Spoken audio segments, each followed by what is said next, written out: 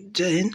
चलिए देखते हैं आज इंडेफिनिट प्रोनाउन। इससे पहले हमने 5 प्रोनाउन के बारे में बताया आप लोगों को, और आज 6वां प्रोनाउन इंडेफिनिट प्रोनाउन देखेंगे। ठीक है, इंडेफिनिट प्रोनाउन में देखें सबसे पहले इसमें देखिए पहचानने का सबसे आसान तरीका everybody, somebody, nobody, anybody, everybody, ये 2 बार आ गया है।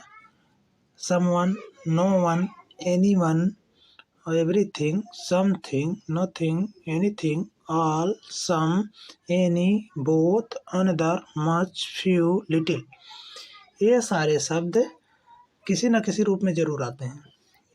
ये सारे शब्द किसी न किसी रूप में फिर आगे देखें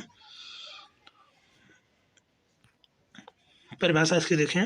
a pronoun that refer to person और things in a general way, ठीक है, but don't refer a particular और कॉल्ड इंडेफिनिट प्रोनाउन। मतलब पर्सनल प्रोनाउन किसी निश्चित व्यक्ति या वस्तु को परिचित नहीं कराता है, या कह सकते हैं उसका परिचय नहीं देता है।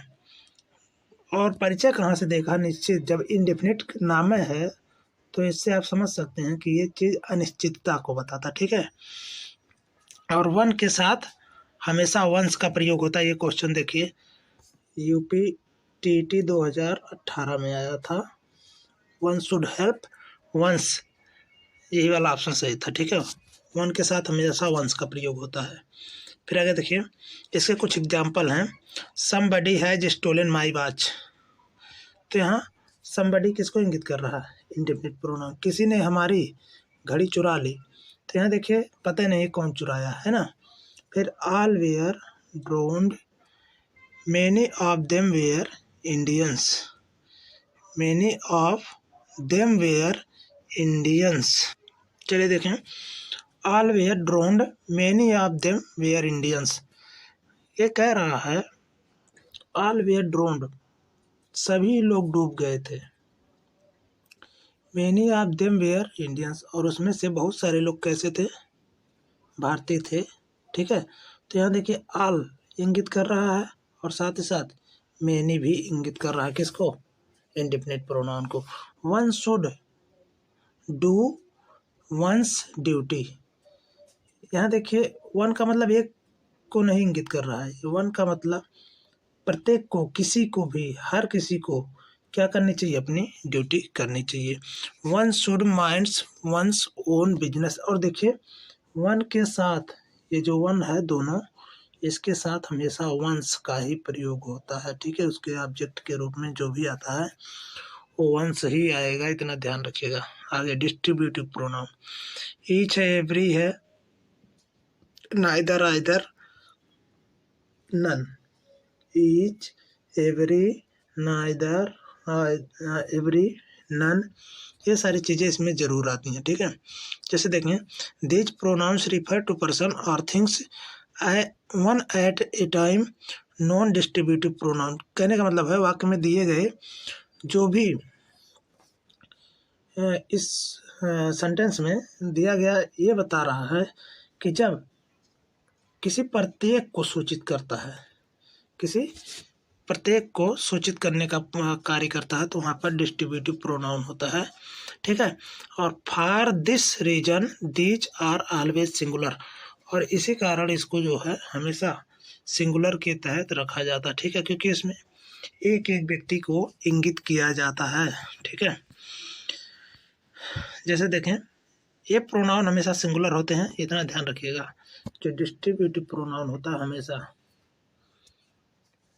सिंगुलर होता है, और सिंगुलर वर्ब लेंगे, जब सिंगुलर होगा तो वर्ब सिंगुलर ही होगा। ठीक है, each, every, either, neither, everyone, none, ये सारी चीज़ें। ठीक है, अब जैसे देखें इसका प्रयोग देखने, take either of these two mangoes, take either of these two mangoes. फिर आगे neither of the two sisters came here. अगला है, यहाँ देखिए यहाँ दीज का प्रयोग हो गया है, दीज नहीं, आइदर का प्रयोग हो गया है, यहाँ नाइदर का प्रयोग हो गया है, यहाँ भी नाइदर का प्रयोग, और यहाँ आइदर का, ठीक है। तो इस तरह से जहाँ भी आइदर नाइदर का प्रयोग होगा इसको आप डिस्ट्रीब्यूटिव प्रोनाउन के अंतर्गत रखेंगे, ठीक है। आगे देखिए, दो या दो से अधिक के लिए ईच का प्रयोग होता है। दो या दो से अधिक के लिए ईच का प्रयोग, जैसे देखें, each of you can go home, each of you can go home, each of them is to blame, each of them is to blame. अब देखिए, ईच ऑफ यू,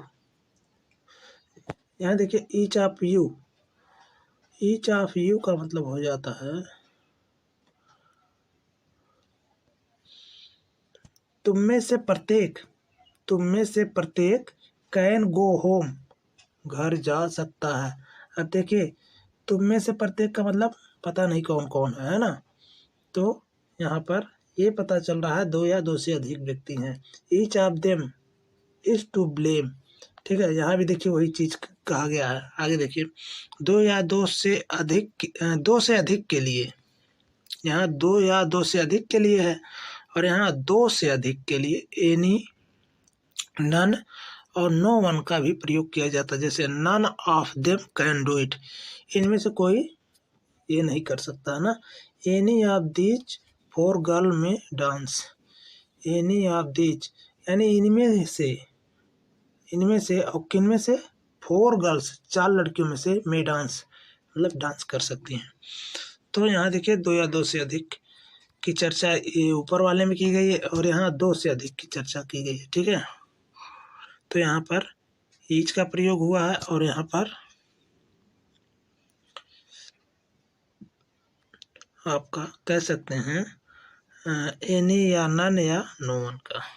आगे, डिस्ट्रीब्यूटिव प्रोनाउन के तुरंत बाद नाउन नहीं आता है।